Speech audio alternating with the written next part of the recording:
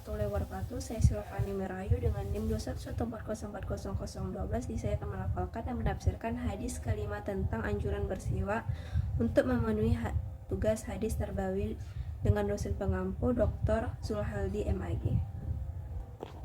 Bismillahirrahmanirrahim. Hadisu Abi Hurairah radhiyallahu anhu anin Nabi sallallahu alaihi wasallam qala laula an asyqa 'alal mu'minina wa fi hadisi Zuhairin ala ummatin la amartuhum bisiwaki inda kulli shalah. Baiklah, selanjutnya saya akan menafsirkan hadis kelima tentang anjuran bersiwak, yaitu hadis ini dari Abi Hurairah anin Nabi sallallahu alaihi wasallam, dari Nabi sallallahu alaihi wasallam qala, berkata, laula, jikalau tidak, an, bahwa, asyukka, memberatkan, ala, atas, al-mu'minina, orang-orang yang beriman, wafi, dalam hadis yang Zuhairin, berasal dari Zuhair itu atau sebuah tempat yang namanya Zuhair, ala, atas, ummatin, umatku, la amaratuhum, sungguh akan memerintahkan mereka, bisiwaki, dengan bersiwak, indah, ketika kuli, setiap sholat. Di mana hadis ini menjelaskan tentang pentingnya bersiwak yang sangat dianjurkan atau disunahkan. Hadis ini menyebutkan laula an asyqa 'alal mu'minina, seandainya orang-orang beriman itu tidak keberatan mengalami kesulitan. La amrotuhum bisiwaki, saya pasti akan perintahkan padanya untuk bersiwak, inda kulli sholah, ketika setiap kali dia melaksanakan sholat.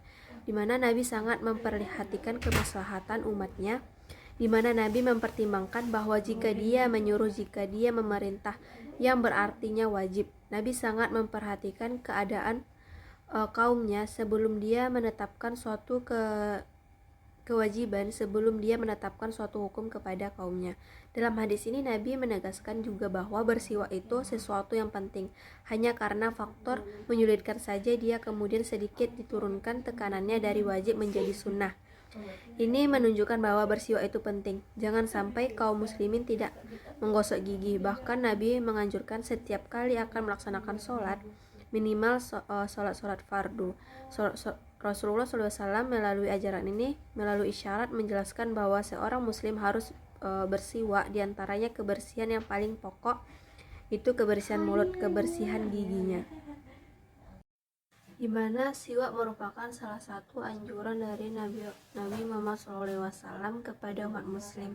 Nabi Muhammad SAW menganjurkan bersiwak karena sangat banyak sekali manfaatnya, diantara seperti memutihkan gigi, membersihkan mulut dari bau busuk atau tidak sedap, mendapat ridha Allah SWT, dan memudahkan dalam mengucapkan kalimat syahadat ketika sakratul maut, sehingga mencapai derajat husnul khotimah. Itu membersihkan gigi atau dikenal dengan bersiwak yang hukumnya sunnah. Bersiwak merupakan salah satu sunnah dilakukan oleh Nabi Muhammad SAW. Sholat, di mana sholat adalah kewajiban dengan pijakan dalil yang tak terbantahkan lagi. Sholat bukan hanya gerakan fisik saja, tapi juga pada saat yang bersamaan, diikuti dengan penyatuan hati dengan zat yang tengah disembah. Salah satu bentuk kesalehan yang sangat penting adalah sholat. Dalam agama Islam, sholat sebagai ibadah yang paling disyariatkan dan diutamakan karena mempunyai posisi yang amat sangat penting dalam kehidupan, terutama umat muslim, dan dalam rukun Islam menempati urutan kedua setelah syahadat. Nah, pada hakikatnya, sholat merupakan perjalanan spiritual untuk berhubungan dengan Sang Pencipta yang dilakukan pada waktu yang telah ditentukan. Namun, banyak kalangan masyarakat kita yang ketika ingin melaksanakan sholat, mereka cukup dengan berwudu saja tanpa melakukan sunnah Rasulullah SAW, yaitu bersiwak. Maka dari itu, beberapa ada yang mengatakan bahwa pengaruh siwak dengan menggunakan alat bantu Kemudian di mana Islam menganjurkan agar kita memperhatikan kebersihan sebagai salah satu untuk menjaga kesehatan. Dalam masalah kebersihan, Islam memiliki sikap yang tidak dapat ditandingi oleh agama apapun. Islam memandang kebersihan sebagai ibadah sekaligus cara untuk mendekatkan diri kepada Allah Subhanahu wa taala. Bahkan Islam mengkategorikan kebersihan sebagai salah satu kewajiban bagi setiap muslim. Anjuran tentang penggunaan siwak yang pada masa sekarang masyarakatnya hampir tidak mengenal lagi dengan yang namanya siwak. Padahal sikat gigi juga termasuk bagian etimologis dari siwak. Nabi Muhammad SAW menganjurkan siwak dengan kayu arak. Ternyata memang terdapat manfaat yang sangat besar baik dari segi keagamaan, kesehatan, dan juga iptek. Jika memang keberadaan dan keutamaan siwak seperti ini juga menyebabkan memperoleh ridha Allah, dan Nabi Muhammad sendiri yang menganjurkan umat ini untuk memperbanyak siwak, serta beliau juga sangat sering menggunakannya sampai pada waktu ajal akan menjemputnya, sehingga beliau SAW menutup mata. Siwak atau miswak merupakan bagian dari batang akar atau ranting tumbuhan Salvadoraceae yang kebanyakan tumbuh di daerah Timur Tengah, Asia, dan Afrika. Siwak ini berbentuk batang yang diambil dari akar dan ranting tanaman arak yang berdiameter mulai dari 0,1 cm sampai 5 cm, di mana pohon arak adalah pohon yang kecil seperti belukar dengan batang yang bercabang-cabang berdiameter lebih dari 1 kaki. Jika kulitnya dikelupas berwarna agak keputihan dan memiliki banyak jutaan serat, akarnya berwarna coklat dan bagian dalamnya berwarna putih. Hukum bersiwak menurut ijma ulama adalah sunnah, bukan wajib, baik pada waktu ingin mendirikan sholat maupun yang lainnya. Disebutkan oleh Syekh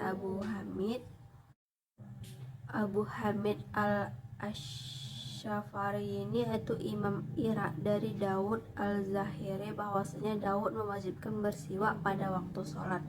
Al-Mawardi meriwayatkan dari Daud, ia berkata, hukum bersiwak ketika hendak sholat adalah wajib, tetapi jika ia meninggalkannya dengan sengaja, maka hukum sholatnya batal. Sahabat-sahabat dari ulama mutaakhirin telah mengingkari pernyataan Syekh Abu Hamid bahwa bersiwak adalah wajib. Mereka mengatakan hukumnya adalah sunnah, sekalipun Daud telah mewajibkannya. Hal tersebut tidak akan mengubah setiap ijma ulama tentang hukum bersiwak. Artinya pendapat ulama yang dianggap kuat adalah sebagaimana disebutkan oleh mayoritas ulama, yaitu sunnah. Jadi kita simpulkan bahwa siwak itu merupakan bahan alami yang berfungsi menghambat dan membunuh pertumbuhan bakteri serta menguatkan akar gigi sehingga mencegah timbulnya gigi berlubang. Siwak Al-siwak secara etimologis berasal dari kata sauk yang menjadi kata kerja saka yang berarti menggosok, menyikat, dan membersihkan. Lafaz siwak digunakan untuk menggosok dan alatnya, sedangkan secara etimologi siwak di kalangan ulama ialah menggunakan batang kecil, yaitu pohon arak, kayu zaitun, kayu garu, atau benda kasar seperti sikat gigi dan pasta kain maupun lain-lainnya untuk membersihkan gigi dan sekitarnya agar dapat menghilangkan bau mulut. Siwak sebenarnya telah digunakan sebagai alat untuk membersihkan gigi dan mulut sejak 7.000 tahun yang lalu. Kelompok yang memakai siwak di Indonesia umumnya berpandangan bahwa bersiwak merupakan kegiatan menyikat gigi dengan kayu siwak sebagai suatu amalan sunnah Nabi Muhammad SAW. Berbicara tentang sholat, ada beberapa hal yang harus diperhatikan. Salah satunya itu kebersihan dalam bersiwak, yang merupakan salah satu sunnah Rasulullah SAW yang harus kita jalani. Siwak merupakan kegiatan menyikat gigi dengan kayu siwak sebagai suatu amalan sunnah Nabi Muhammad SAW. Islam menganjurkan agar kita memperhatikan kebersihan sebagai salah satu cara untuk menjaga kesehatan. Dalam masalah kebersihan, Islam memiliki sikap yang tidak dapat ditandingi oleh agama apapun. Islam memandang kebersihan sebagai ibadah sekaligus cara untuk mendekatkan diri kepada Allah Subhanahu wa taala. Bahkan Islam mengategorikan kebersihan sebagai salah satu kewajiban bagi setiap muslim. Anjuran tentang penggunaan siwak yang ada pada masa sekarang, masyarakatnya hampir tidak mengenal lagi dengan namanya siwak. Padahal sikat gigi juga termasuk bagian etimologis dari siwak. Nah, Nabi Muhammad menganjurkan siwak dengan kayu arak. Ternyata memang terdapat manfaat yang sangat besar, baik dari segi keagamaan, kesehatan maupun juga iptek.